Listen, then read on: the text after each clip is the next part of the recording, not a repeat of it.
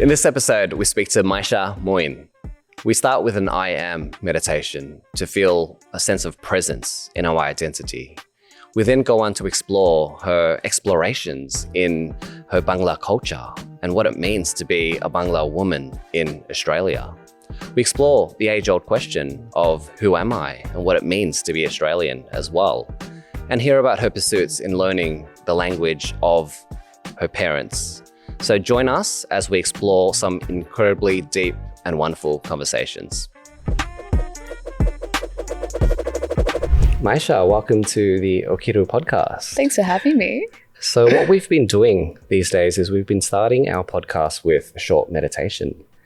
And we found it just a great opportunity to sit down and get on the same wavelength. Awesome. And I know the podcast could bring some nerves, and it does for us sometimes as well. And we're live on Instagram Live for the first time as well. So puts a little bit of pressure on us. Just a tiny bit. Not too much.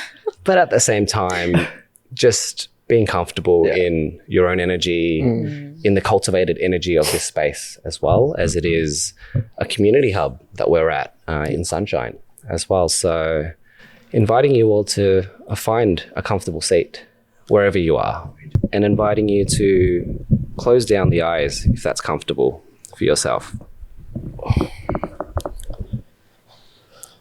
And recognizing your breathing, wherever it may be.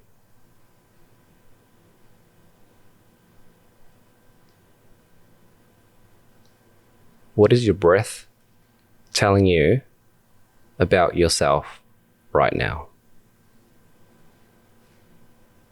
Is it shallow? Are you breathing short, shallow breaths? Or are they full? Full, deep, powerful belly breaths. Just observing.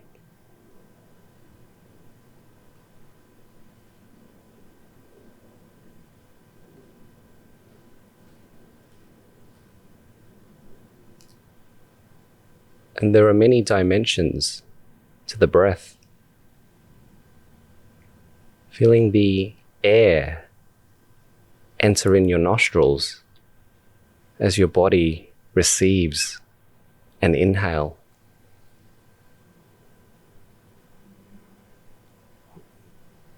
What's the temperature of your inhale compared with your exhale breath?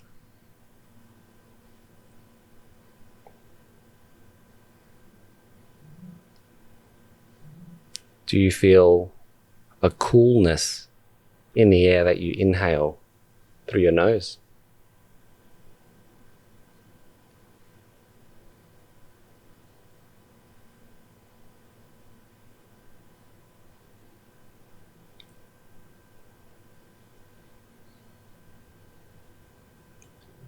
And how about the exhalation? Do you feel the warm air exit your body?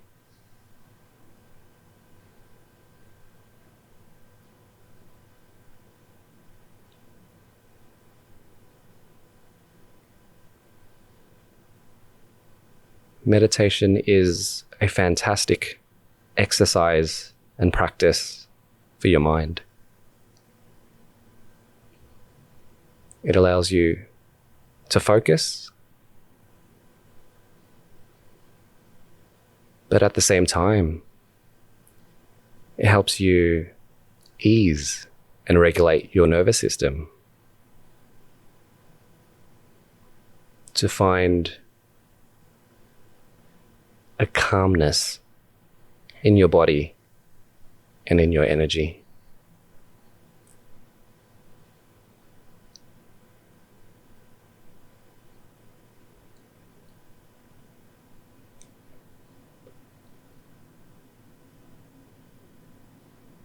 So on the OKIRU podcast, we love to speak and dive into stories of culture. So this short practice that I'm going to share with you has been inspired by one of my teachers, Maiysha Moin, who is the founder of Yoga for Humankind. So as we rest here, as you're sitting in your comfortable seat, and as you are simply observing the breath, I want you to start using a mantra and repeating it in your head. And that is, I am your first name and your last name. I am your first name and your last name.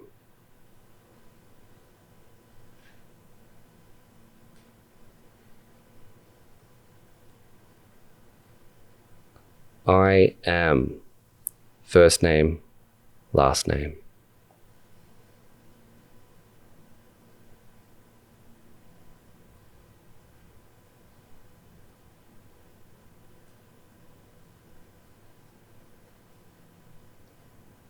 I am first name, last name.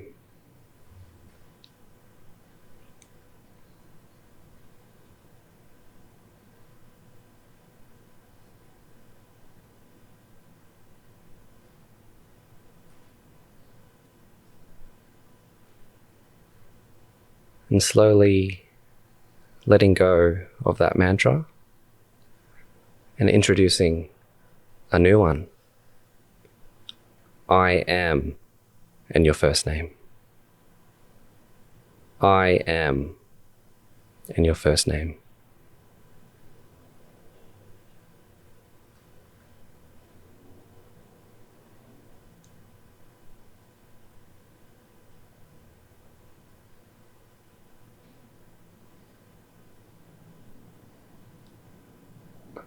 I am, and your first name.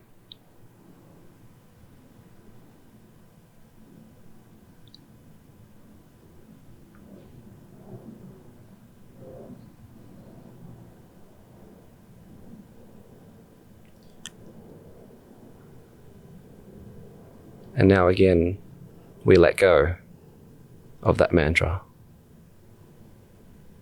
And we use another one. I am.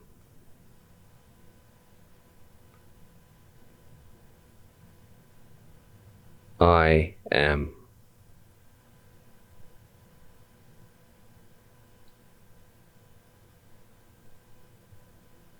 I am. Repeating this to yourself.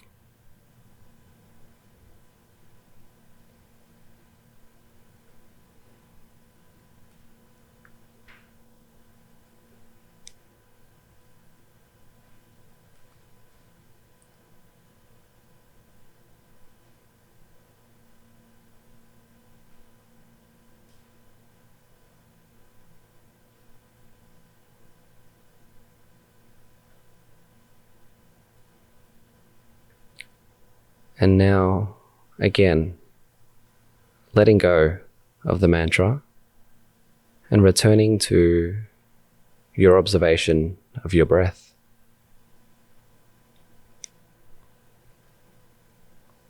Do you notice any differences from the start of the practice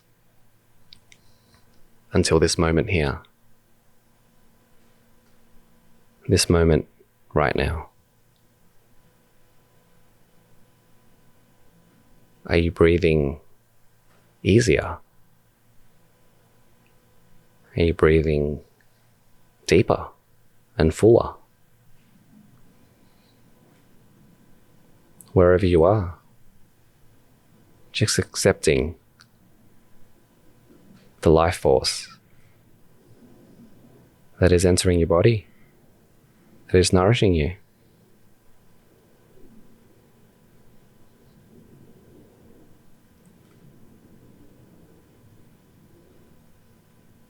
And so now I invite you to take your hands and just rub them together rub to develop some heat, like you're trying to start a fire from scratch. Keep rubbing it until you're feeling some heat, and then just applying that to your face, over your eyes. And slowly, as your hands are covering your face, just feeling the sensations of your fingertips, of your finger pads on your face. That felt sense of aliveness as you recognize and hold yourself.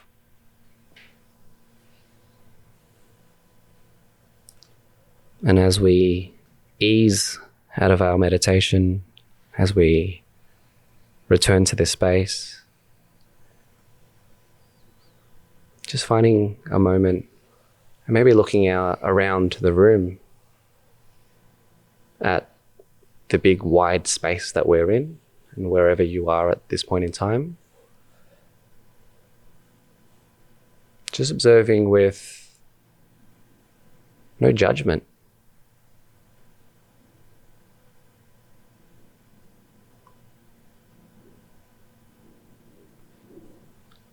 And if you're open and willing, I'd love to hear from your experiences on the meditation. So I'll start with Jasper.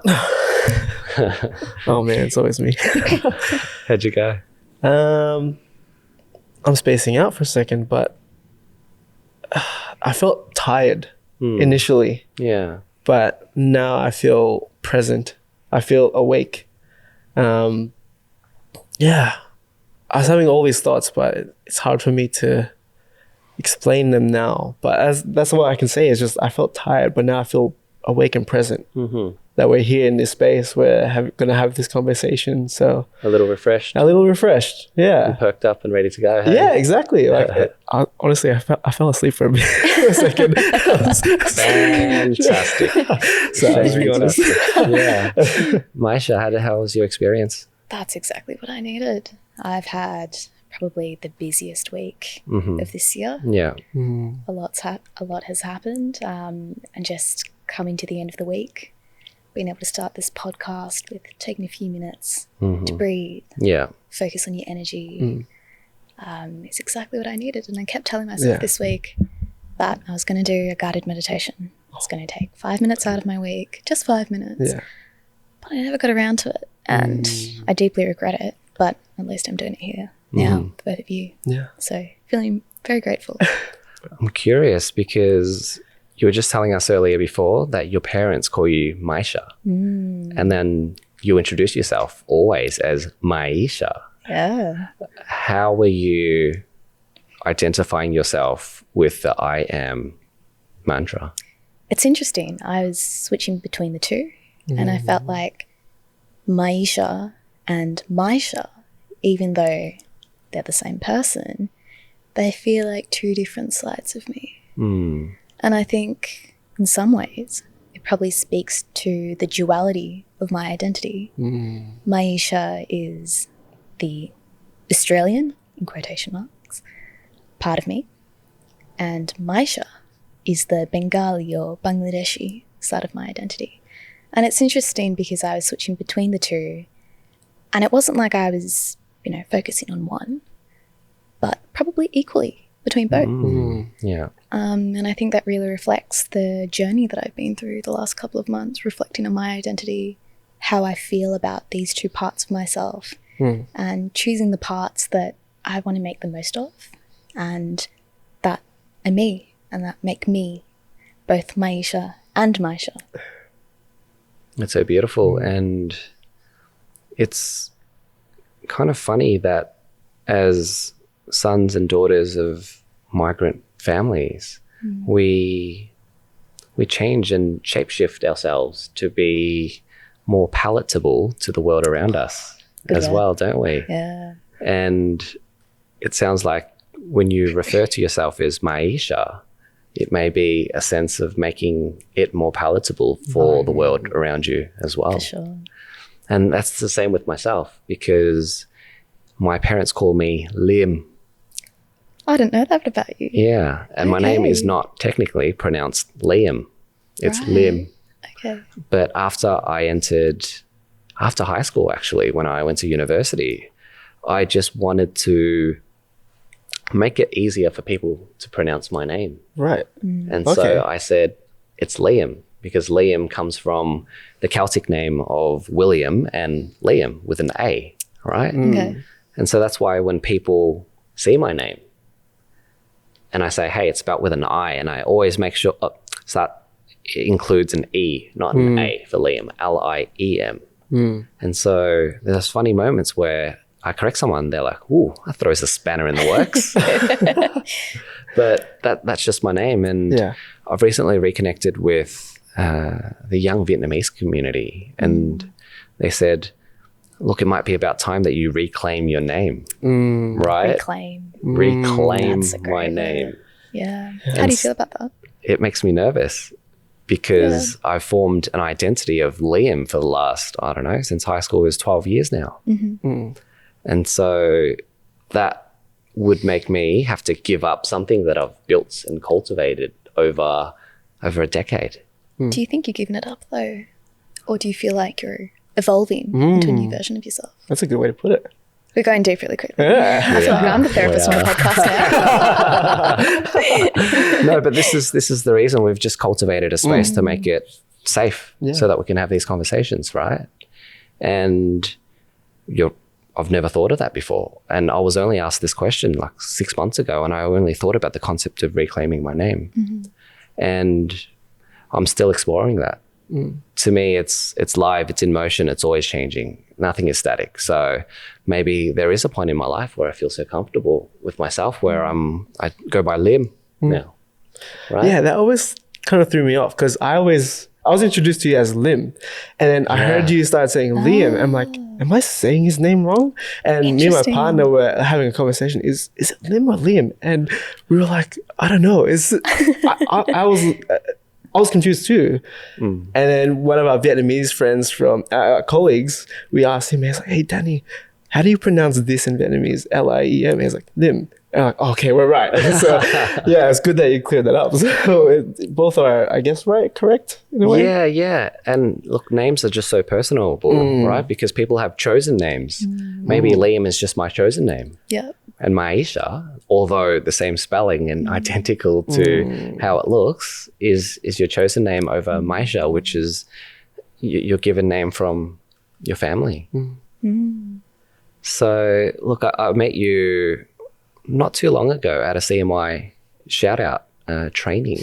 So shout out is a public speaking agency for young multicultural people to give room and space and a platform for young people to share their experiences on any topic.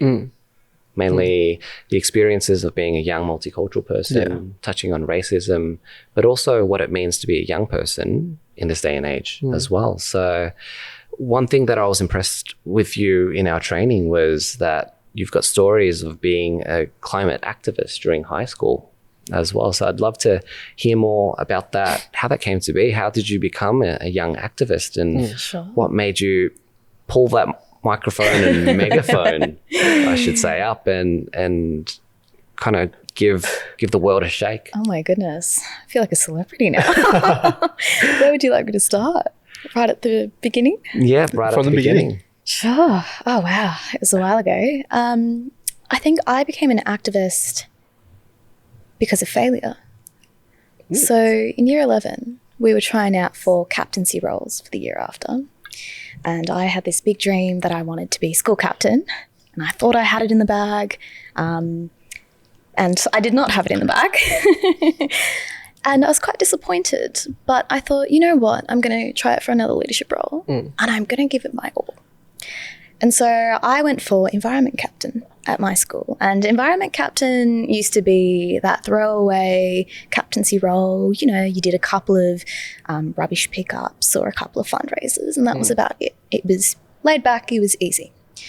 But I thought, I want to be the best environment captain this school has seen. And so I went to a couple of trainings by the Australian Youth Climate Coalition back in, 2018. And they were teaching young people about climate change and how to mobilise young people and the Australian public for really ambitious climate action. And this is following the IPCC report, which stated that we were going to overshoot 1.5 degrees of climate warming. And as a young person, I found that incredibly concerning for someone who grew up very close to the natural environment. My family and I, we enjoy going out on hikes, going out to country Victoria. It felt quite personal that we weren't taking action as a community. And I thought, okay, well, I'm a leader at my school. I've learnt a lot about climate change. How can I get more involved? And that's where it started with AYCC. And I must have been quite insistent with a lot of questions that day, because about 2 weeks later, AYCC called me up and said, hey, we're going to start striking from school. Would you be interested? And we really love the passion you bring to the table. Do you want to go on the Today Show? Wow. That's how I felt. I was probably 17 at the time.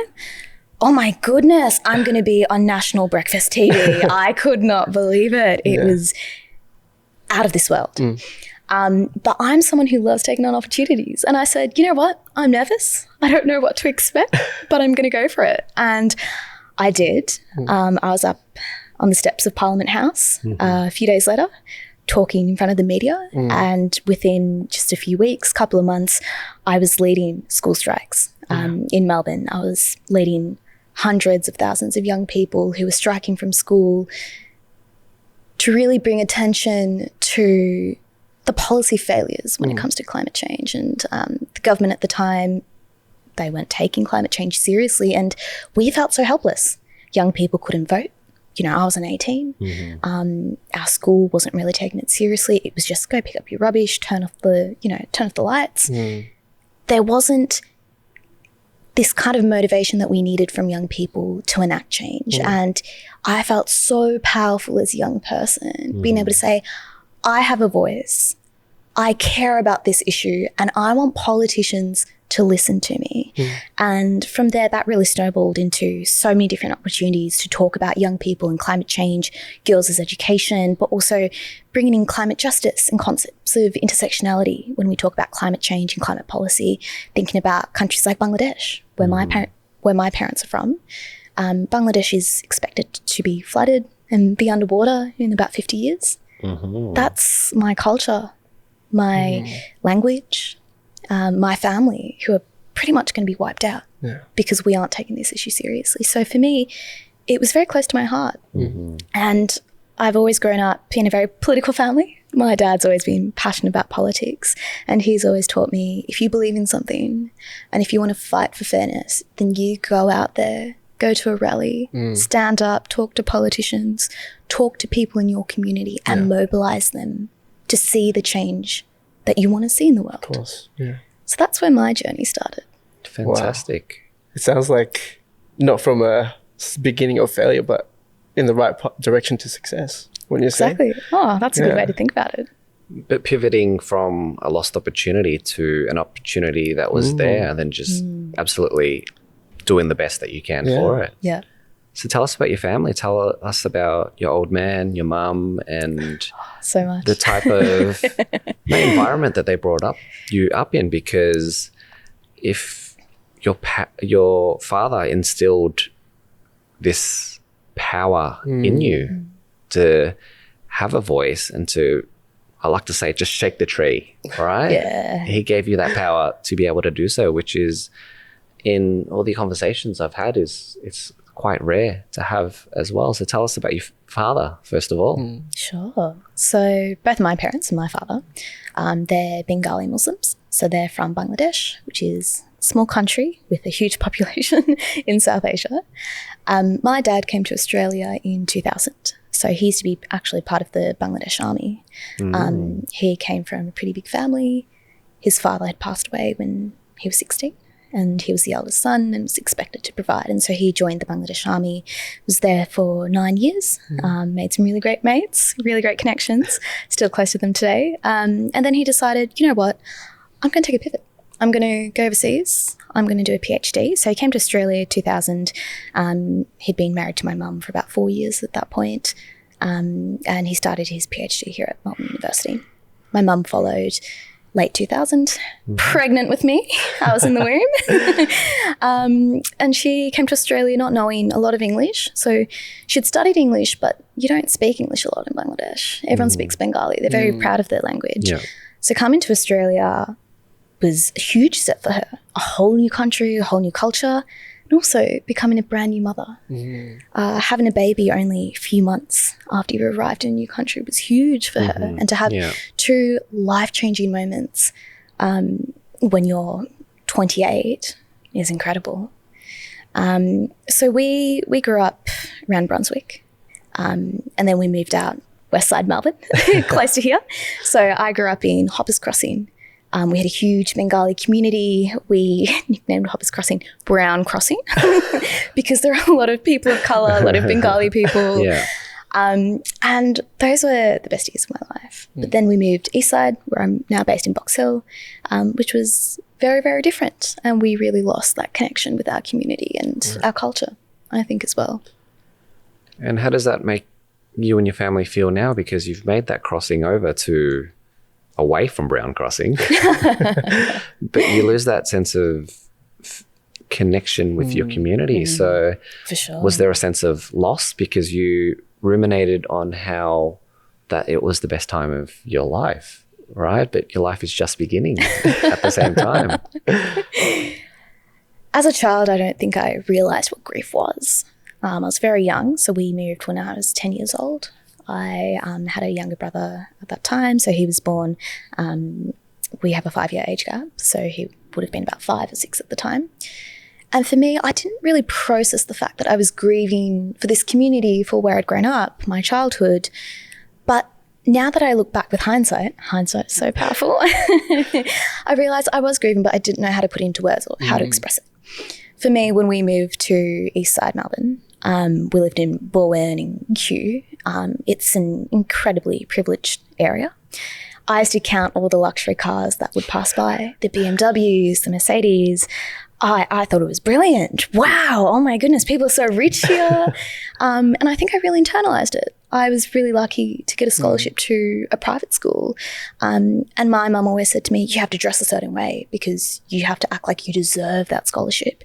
You can't just wear, jumpers or jeans or whatever. You've got to wear workwear. And this is a girl who's only 11 or 12 and being dressed in adult workwear. And I think to this day, I've really internalized that, where I feel like I have a level of formality that was really introduced to me as a child that I haven't actually let go of, because I need to be the model minority. I need to act like I deserve the opportunities I've received.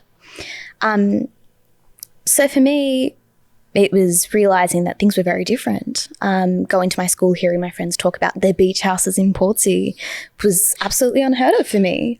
We were in this tiny flat that was quite run down, had a fair bit of mould. It wasn't a place to be. And my friends had mansions, pools, tennis courts. And I was very aware of this concept of class and privilege. But my friends who had grown up in the eastern suburbs and with this privilege all their lives, I guess didn't really recognise that. And part of that grieving process of moving from west side to east side Melbourne was realising that my family didn't have all of these privileges. And then suddenly I'm in a community that doesn't recognise that.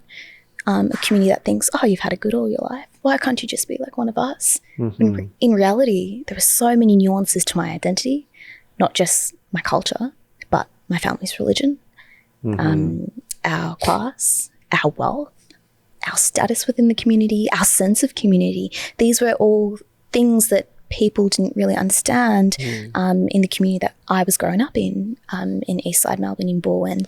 And that was really tough for me. And I think all of high school, I really acted out. I was rebellious. I was outspoken. I didn't want to be like everyone else. I didn't want to be like other girls. And I look back and I think for me that was just rebelling against the norm. And say, no, I want everyone to see what I'm going through and be visible about my experiences and not just have to assimilate and give up my experiences just to fit in. Right. Did you have anybody else that at your school that was from South Asia at all? And did you form many alliances? Because we find it so natural to kind of group up with people of a similar culture to us. You know, when you're growing up in high school, there's like the Asians, the Wogs, and that's just how we all united as well. That's what we all called each other anyway. So look, the term that I just used, sometimes it could be offensive, but I guess with being so close to a multicultural Australia, that's how we all just described each other as well. So yeah, your experiences. Surprisingly not. So at my school, my cohort, there were only three of us who were South Asian, so 2 other girls, so it was an all-girls school.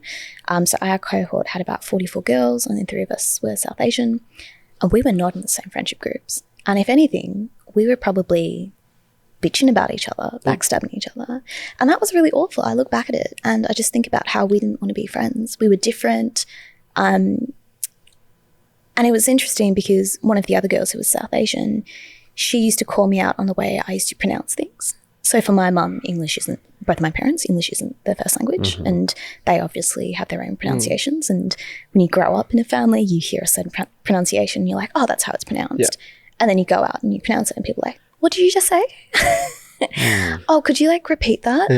And so having another South Asian young person say that to me made me feel really alien, as though she knew English better than I did, which even if she did, good for her, but English is also my first language. And I don't know like why she felt she could, do that to another fellow South Asian. But I have that very distinct memory because I think our school in particular, and the community we were in, felt like it was trying to divide us, almost like a divide and conquer strategy. And I look back at my school and I don't always have the fondest memories because I felt like I was very much forced to assimilate into the community. And part of that was not being able to form alliances with other people who shared my lived experience and shared my culture. And still to this day, I'm not really friends with those women, which is such a shame. But I am now with a lot of fantastic South Asian women in my community, at university, in very similar spaces. And I love that. I think that's brilliant. We empower each other, we bring each other up. But for some reason in that particular space, in high school, that's not the environment that was conducive to those alliances, which is really unfortunate. So how does the rediscovering of your culture now, as you've had time to reflect, as you have recently been to India as well, do you want to tell us about your experiences and maybe the last... Yes, please. I was waiting for this question. Tell us about your digging. Oh, and you're my goodness. looking into the mirror and finding all the ickiness, all the juicy stuff, all the deliciousness that culture can bring to you. Well, we'll start with India because I'm so excited to share my experiences. And Liam, I know you went to India as well a few years back. I'd love to hear your experiences as well on the podcast. So I went to India at the end of last year. It was part of a study tour from my university, Monash. And we were there for 2.5 weeks studying at a university, looking at Indian public policy, but also having the opportunity to tour around India. And I was very nervous before I went. But when I was in India, I loved it. I loved the people, the culture, just the experience of being immersed in a completely different environment. And during my time in India, I felt so connected to the Indian people and Indian culture. And Bangladeshi culture is very similar to Indian culture, but slightly different as well. And there are these experiences of people coming up to me and saying, are you Indian? Or speaking Hindi to me. I speak Bengali, but not Hindi. And looking around and everyone else looked like me. Everyone else was brown. Everyone had the same, coloured hair, eyes as me. And I felt like I just fit in. And that was a very different experience for some of the white students who went on that study tour who perhaps felt like they stuck out like a sore thumb and they were like, everyone's staring at me, this feels so strange. And for me to say, actually, that's how I feel in Australia. Wow. And it was really interesting because I think the moment that really triggered this whole identity crisis was we were taking an auto rickshaw back to our hotel from night out. And there are a couple of students who I would describe as Caucasian or white. And they were very excited to be in an auto rickshaw. You know, you don't really find them around in Australia. And they decided to take a selfie with the driver. And for some reason, that brought up this ick in me. I don't see my friends taking selfies with the Uber driver. You know, I don't see my friends taking selfies with my dad or my uncles. Or maybe the South Asian man who serves them at the servo. And it felt really strange because even though it was a tourist experience, these people shared my culture, in some ways my lived experiences, and they look like my family. And I just felt like they were objectifying that. And it was interesting because when we were reflecting about our study tour at the end of it on our last day in India, I remember just thinking, they don't get it. You know, like this is so uncomfortable for me to see my culture being objectified like that. And it really triggered this response to me that I want to take pride in my culture. I don't want to be ashamed of it. Yeah. And it was small things that really accumulated that made me go, I want to explore a bit more about my history, what makes me Australian but also Bangladeshi. That were things like religion.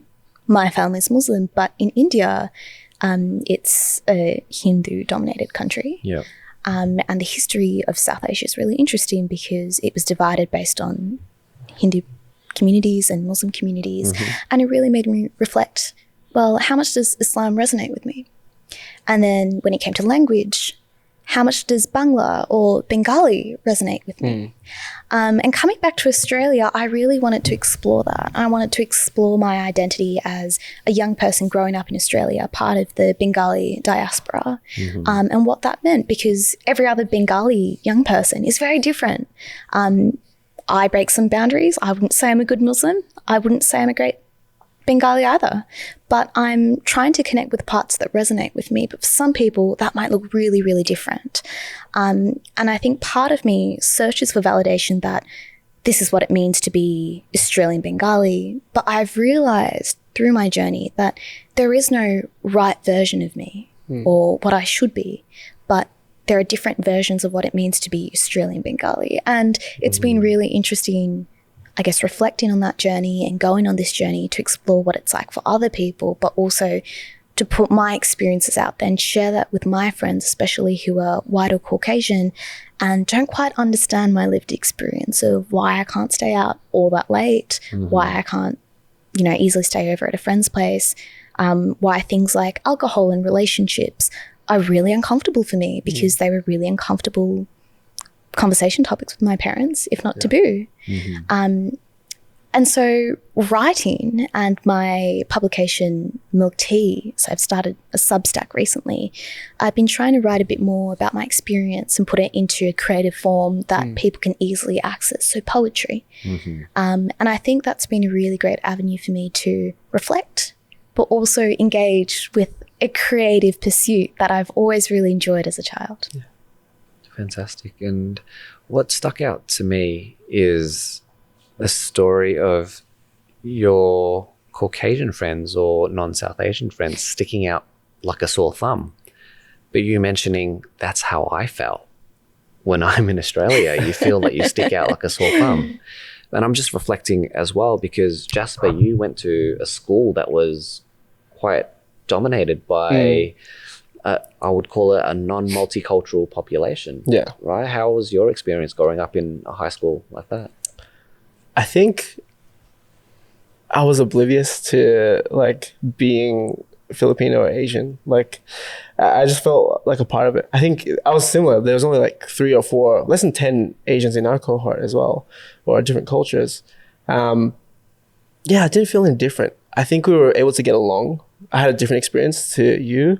And I was able to get along with these guys. But in a similar experience for me was I didn't hang out with all the Asians as well. We were in different friend groups, but we knew of each other.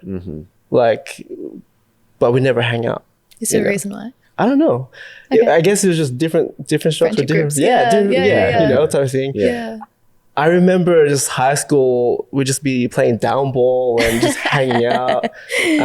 Some of my best friends were like Aussies. And yeah, I guess everyone has the different friend groups for different reasons, right? So yeah, that was my experience. It was, yeah, that's why for me, this whole multicultural thing, this idea of it is only been introduced to me recently, right? So having Lim talk about these experiences on our podcast have actually made me want to deep dive into Filipino culture and really speak to my parents and understand what their experiences are.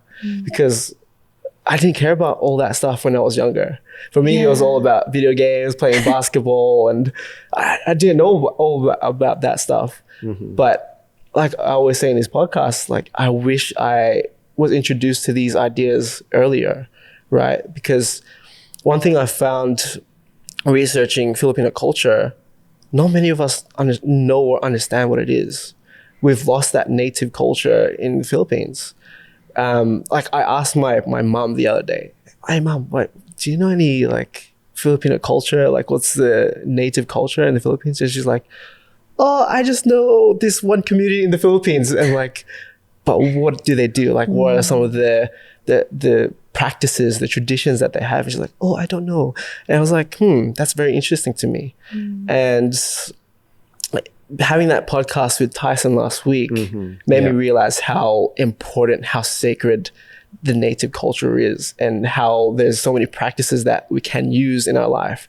So yeah, that's why for me, I'm on that journey. I'm in the beginning of my journey of multicultural discovery and my Filipino culture. So I can't wait to dive deep into it more.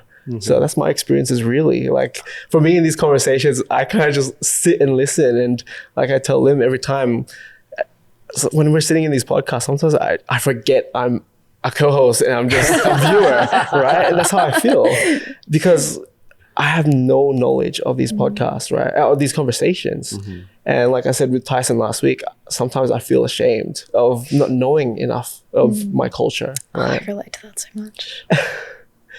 Yeah, I feel that sometimes as well because you go around and you not parade yourself, but you identify yourself as an ex-Australian, a Vietnamese Australian, Filipino Australian, etc. Right? But people ask you, "Oh, so what are all these informations?" They expect you to be a spokesperson of your culture because you come from that lineage as well, and that definitely puts pressure on you as well. And so it sounds like you've come back from India. You've got a lot of magical inspiration from there. And India, I find, is such a magical continent, right? And look, it extends so far wide because Bangladesh used to be called India before partition. Oh, we'll talk to my parents then. That'll trigger them. Okay. And so in terms of your sense of belonging, your command of the Bengali language, do you converse with your parents at home in Bengali? And yeah, I do. So I speak Bangla, so it's called Bangla, but I guess in English it's called Bengali. Okay.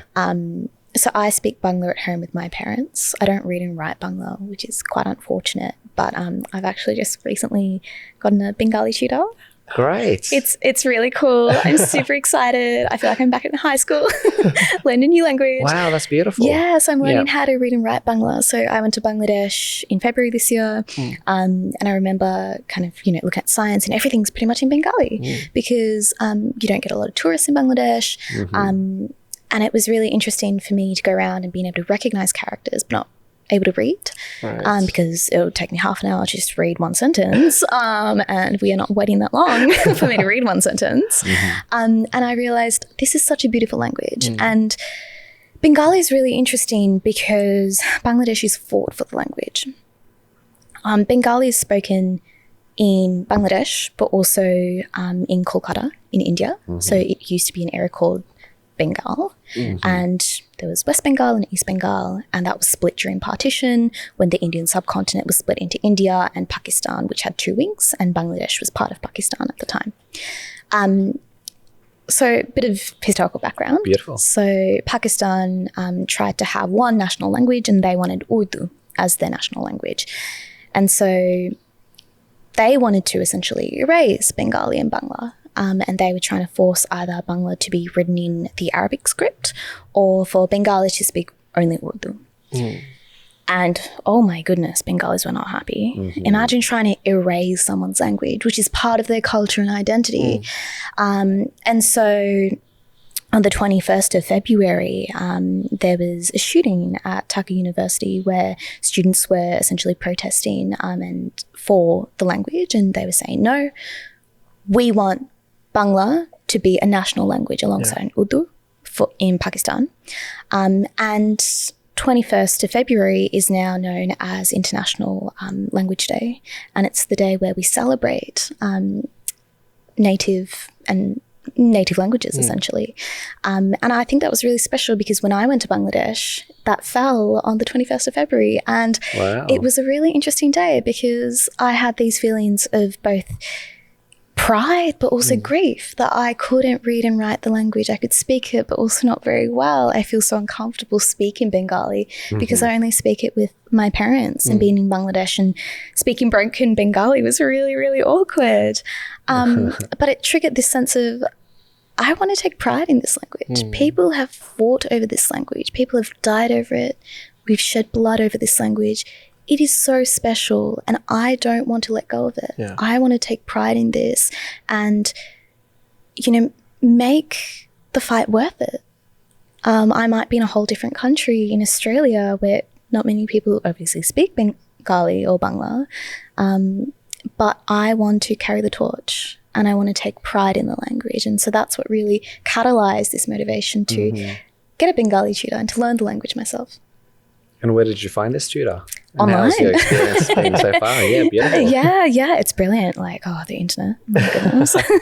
I'm really lucky, and part of that experience is also trying to learn Hindi. So when I was in India, I had a fantastic time, and I'd love to go back and work there for a couple of years. And part of that experience would obviously be, having to speak Hindi. And so I thought, if I'm learning Bengali, let me learn Bengali, and then I'll also learn a bit of Hindi as well. I can go back, travel the subcontinent. It'll be a fantastic experience, hopefully. Is there any relation between Hindi and Bengali or Bangla in terms of words and sounds? And there's quite a fair bit of similarity, especially words. Even the characters themselves. Sorry, I was trying to find the word. The way you write or draw the characters are very similar as well. And so I've got quite a few friends who are Indian and they speak Hindi, and they'll be speaking Hindi amongst themselves. And I'm like, oh, I know that word. I don't know what you're saying, but I know that word. Which is really beautiful. And I think that really shows that shared culture between us. We might be different countries. We might have distinct cultures, but our languages can be very similar. Yeah. It's fascinating because you've come at an age now where you're so motivated to self-seek learning of the language itself. And you might have heard stories of other multicultural communities being forced into language school as a kid and they're just absolutely hating it at the same time. And sometimes you refuse to speak the language and you just want to speak English. But at the end of the day, you're thankful for your parents for forcing you down there. But sometimes, and in my experience, because of our pursuit and how I was forced to learn Vietnamese at a language school on a weekend, I wasn't able to play other sports as a kid. So I would have loved to go out and play cricket, actually, out of all things. So there feels a sense of loss for me now that I'm thinking back, I wish I could have played club cricket at that time. But I'm thankful now that I can speak. My reading and writing is quite terrible as well because I don't practice it at all, really. And How are you going to practice it? That's hard. True. Yeah. Sorry? How are you going to practice Vietnamese? That's really hard. Exactly. In a written and in a reading form. So like yourself, when I do read, I will just read very slowly. And I might take, I have to sound it out like a preschooler, essentially. I relate to that. But I can get through it and slowly stitch sentences. But then if you're driving and you want to see a sign, that opportunity is long gone. How's your command of the Filipino language or Tagalog in your case? Oh, man. I think it's a bit of a challenge right now because I'm kind of teaching my partner how to speak Tagalog because we're going to the Philippines in a couple of weeks, and she's like, oh, I really want to know how to speak Tagalog so I can communicate, especially with my grandma. She wants to learn how to communicate. And yeah, like it's hard for me to teach someone, but for me, I can just be like, it's kind of an innate ability to just speak it, not speak it well, but to teach is a different thing. And one thing I recently discovered is that the Philippines has this written language that I never really knew about. And I was quite surprised, but also a bit sad just thinking about it now. Like, how come this isn't known to many more Filipinos? It's called Baybayin. And it's a beautiful, I don't know how to explain what the characters look like, but it's a beautiful script writing. And I wish that it was more, I guess, well known in the Philippines, because for me, I never knew that there was a Philippine language because everything's written in like alphabet, right? Like the Tagalog is written in alphabet, not like a character. Okay, so it's written in the English alphabet. Yeah, pretty much. Yeah. Right. So it's kind of sad to discover that we have a written language, right? But it's a beautiful script that I would like to learn one day, but one thing I struggle with is time. It's time for me to learn, right? I'd love to learn more Tagalog and learn this written language, but it's hard for me to, when can I find the time to learn this? Yeah. Right? So that's a struggle for me. If you want it enough, you'll carve out time. Yeah, exactly, I guess. I don't want it enough. No, but there's the superpower of language as well, because when you converse in your mother tongue or your father tongue, however you want to refer it to, right? You can only say certain things in a language, and those things get lost in translation in English as well.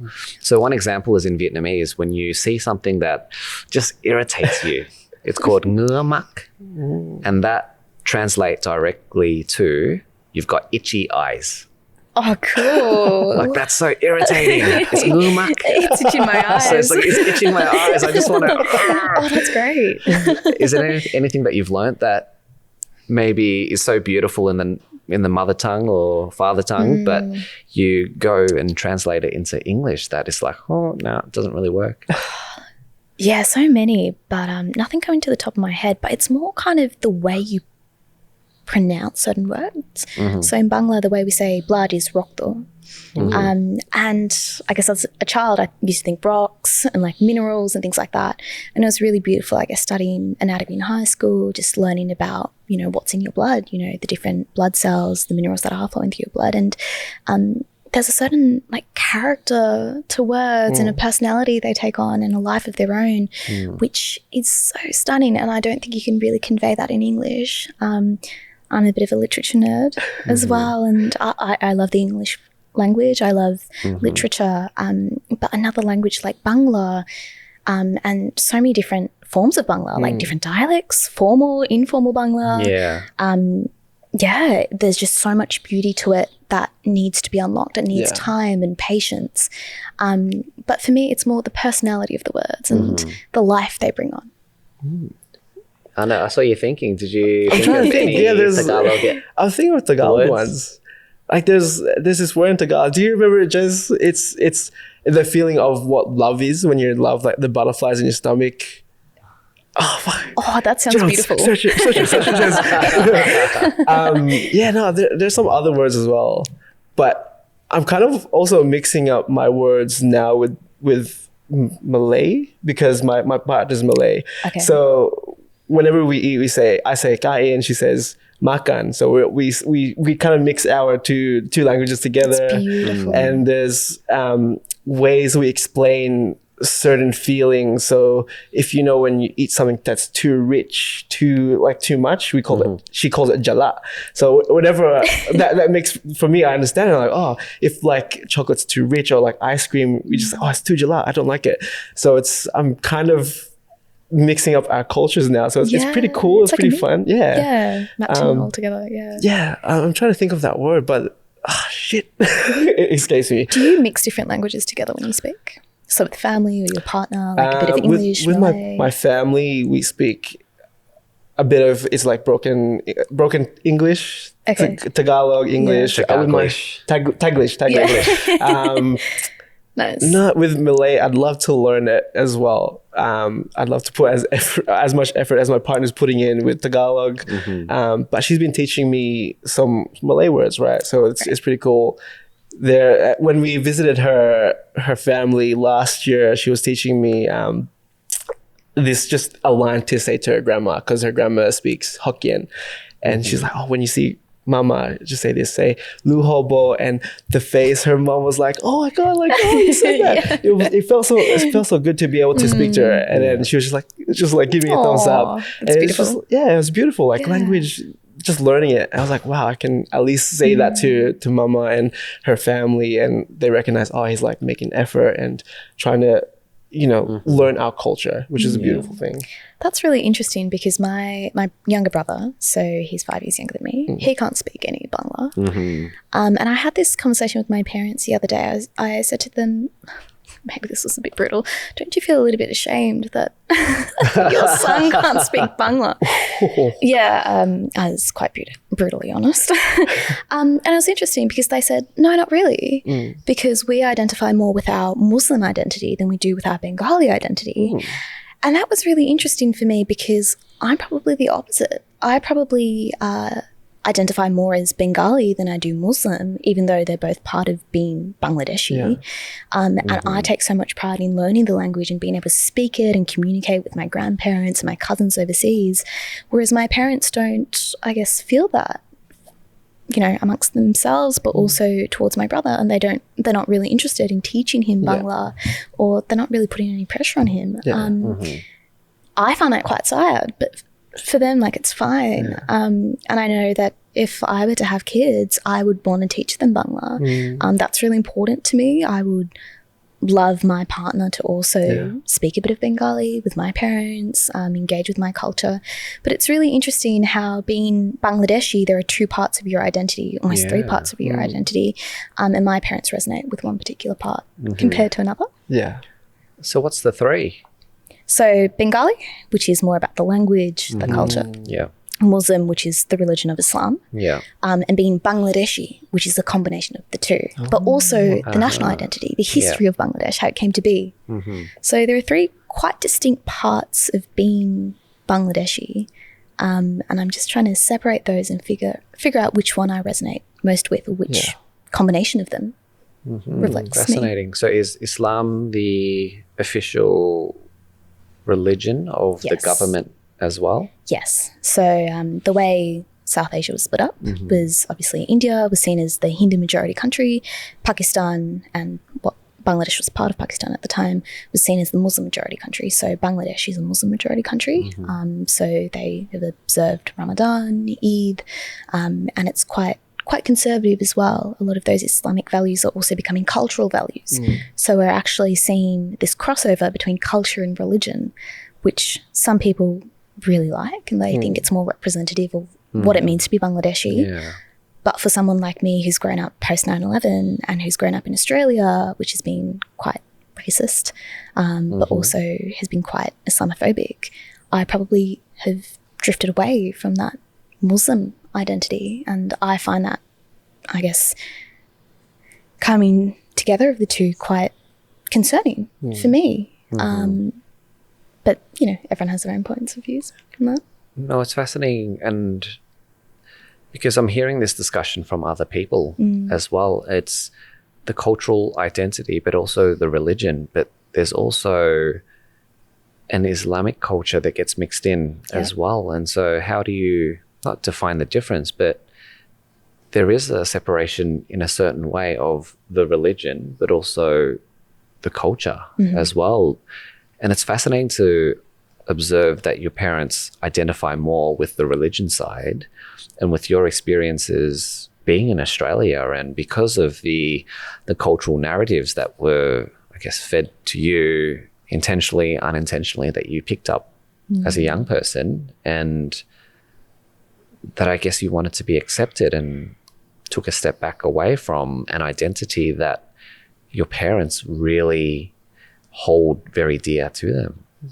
So how was your relationship with your parents evolved and morphed ever since you started taking Bangla lessons? It's been interesting. I think my parents think it's a waste of time, waste of money. Wow. It's not like they're stopping me from doing it, or it's not like they're not happy, but they're kind of like, you could, focus on other things, like your studies at university, like things you're passionate about outside of culture and identity. Yeah. I wonder if it makes them feel uncomfortable. Maybe I'm psychoanalyzing them, but for them, I guess they haven't retained that connection to our community, but also language, both for myself and my brother. And I wonder if seeing me connect more deeply with my culture when they haven't really wanted to, or they've been actually taking a step back from being Bengali, that they feel uncomfortable seeing me do that. And for me, I've been making a lot of friends who are international students, who are Indian, Bengali, Pakistani, from South Asia. It's been interesting having those conversations with them because that actually makes them uncomfortable. And they say, why do you have to be friends with them? And that almost feels like internalized racism that I'm observing from my own parents. And I say to them, I love seeing my culture represented. I love learning about a new culture that is very similar to my own, and it helps me connect with my own culture. So it's been a bit of a challenge, but I've realized being an adult, you don't need other people's validation. And part of maturity is realizing that you can make decisions and you don't need people to approve them for you. You just make them, and as long as it makes you happy, that's what matters. Do you have any messages for young South Asian women who maybe they're in high school, maybe they're, say, 16 years old? What would you say to your 16-year-old self? I'd say be curious. Be curious about who you are. It's okay if it's challenging at first, if it makes you uncomfortable. It's meant to make you uncomfortable, being introspective. But connect with your community, with your culture, learn from resources. I think we're really lucky to have social media and the internet, to see advocacy groups and community groups who are bringing together people who share similar experiences and lived experiences, and being able to share those stories like we're doing here on this podcast. But I found some great groups of South Asian women who are empowering one another, getting involved in those.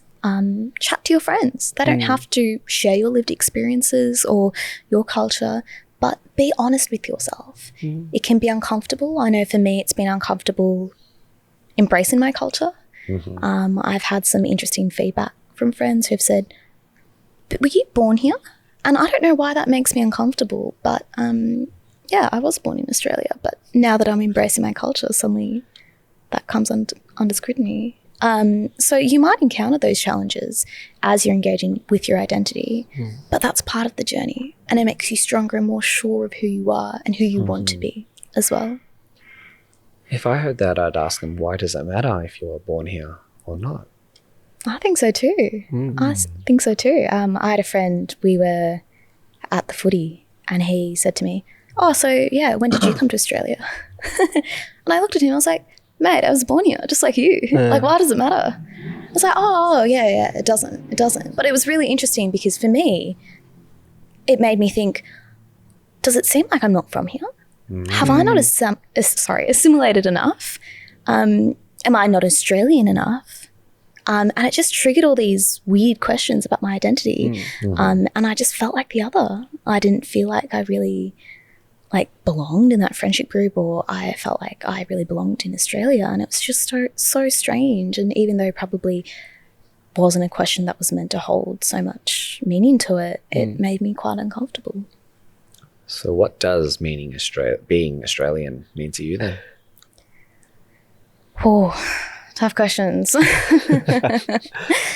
I think it's just embracing who you are.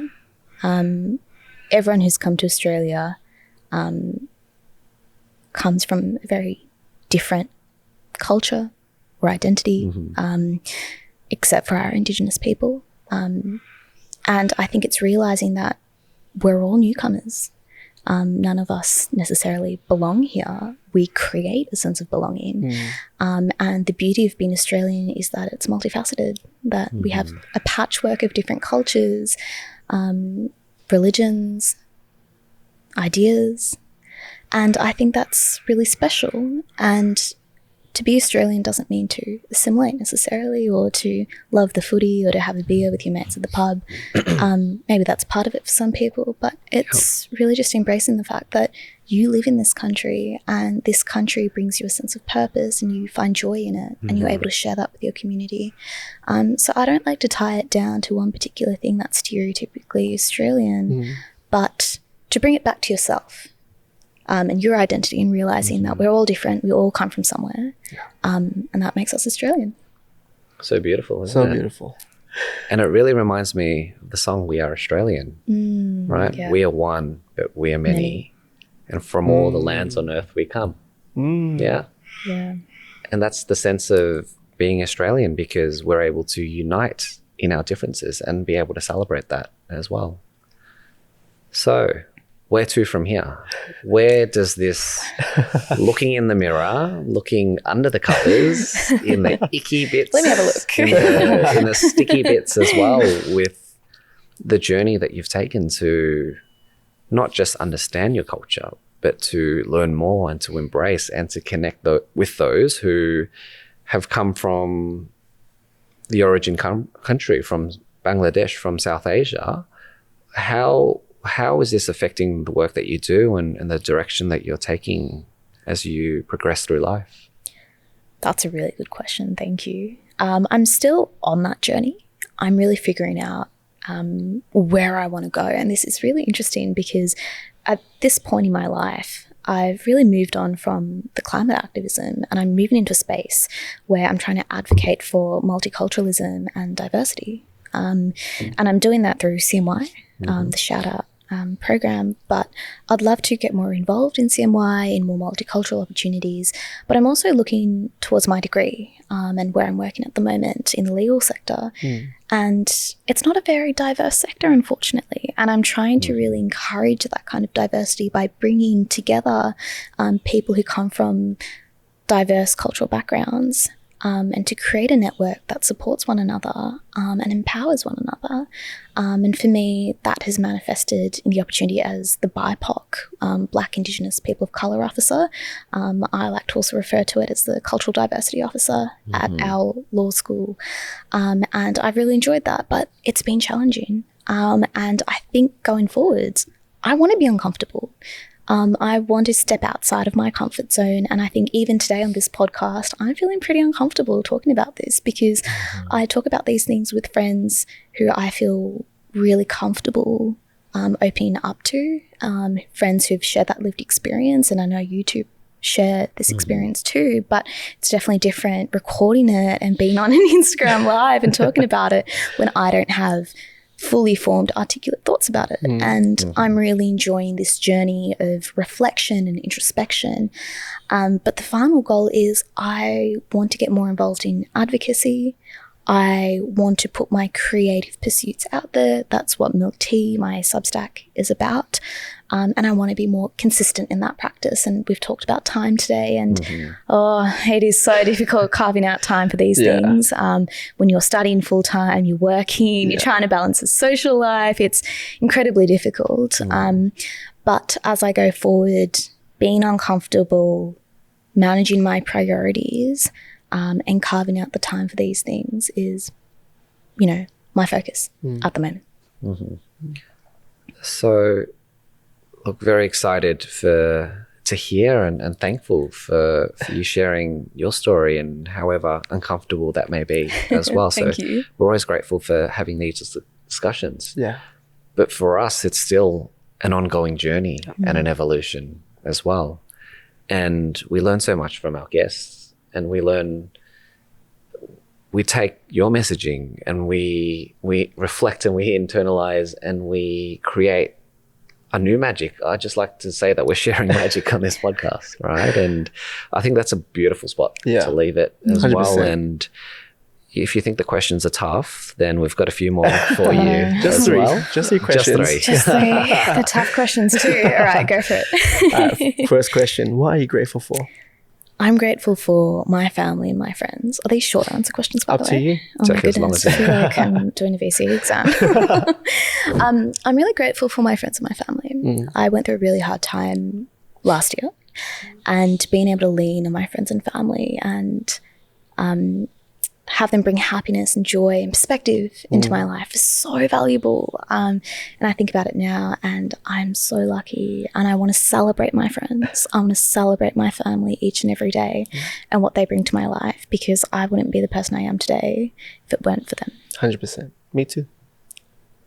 Second question, what have you realized? Oh my goodness, it's so open-ended. Oh, okay, I'm going to need a I've realized it's been really uncomfortable embracing my identity. There are times where I really want to hide and I don't want to take pride in it. But I've realized I'm paving the path for other young people. I get a lot of messages from a lot of other, especially young women at university or in similar spaces to me, who read my Substack or, you know, I have conversations with.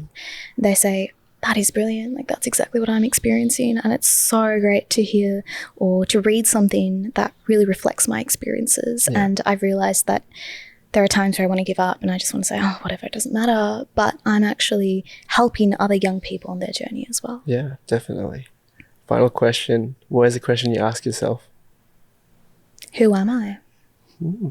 And that's not just my cultural identity, but what's my purpose? You know, that's part of who I am. What makes me happy? Yeah. That's a lot of questions, but I think who am I is one question that is like an umbrella question for everything else that I'm experiencing in my 20s, and I'm only at the start of my 20s. Yeah. And there's so much more to experience and so many more realizations to have. 100%.